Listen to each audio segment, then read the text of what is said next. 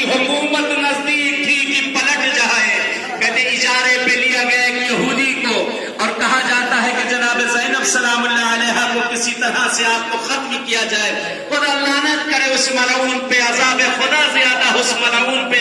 کہتے شہزادی بیٹھی ہوئی تھی اکیلے میں تنہائی میں اس باغ کے اندر، کہتے پشت سے سر پہ بیلچے سے وار کیا گیا،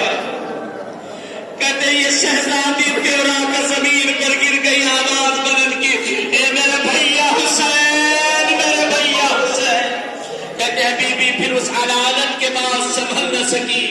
شہزادی کی شہادت ہوتی ہے اور آپ کو اس سرزمین شام پر دفن کیا گیا۔ کہتے آپ کی شہادت کے بعد بی بی ام کلثوم بھی تاب نہ لا سکی، کہتے ساتھ میں تھی بی بی اور پھر واپس چلی گئی تھی مدینے۔ کہتے بی بی پلٹ کے دوبارہ اس جگہ پہ جب آتی ہے، کہتے بی بی پہ وہ علامت طاری ہوئی ہے بہن کی قبر کو دیکھ کر،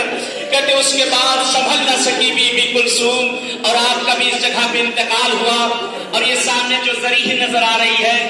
یہ زریح سکینہ بنت الحسین کی ہے، جناب سکینہ سلام اللہ علیہا۔ لیکن ہمارے ہند اور پاک میں دو روایتیں ہمارے ہاں پڑھی جاتی ہیں۔ یہ سکینہ یہ بھی کربلا میں موجود تھی، یہ شہزادی کربلا میں موجود تھی، لیکن ہمارے یہاں ہندوستان میں جس بی بی سکینہ کا ذکر کیا جاتا ہے انہیں ایرانی اور عراقی انہیں رقیہ کے نام سے یاد کرتے ہیں، لیکن ہم لوگ انہیں سکینہ کے نام سے کہتے ہیں۔ جو زندان کا پورا واقعہ جو ہمارے ہاں پڑھا جاتا ہے وہی 4 سالہ بچی ہے جو ہاں دفن کی گئی ہے،